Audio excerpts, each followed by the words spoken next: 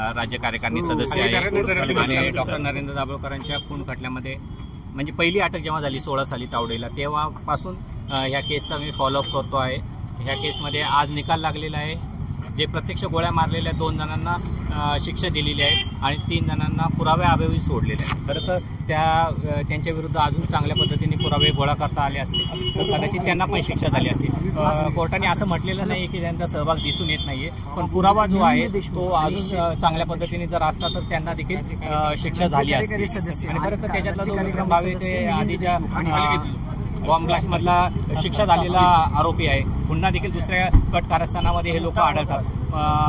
मुख्य म्हणजे डॉक्टरांचा खून झाला तेव्हापासून याच्यामागं दुसरं तिसरं कोणी आणि आपल्याला माहिती आहे पुण्यातल्या पोलिसांनी याच्यामध्ये जो हलगर्जीपणा केला, वेगवेगळ्या पद्धतीने वेळ लावला।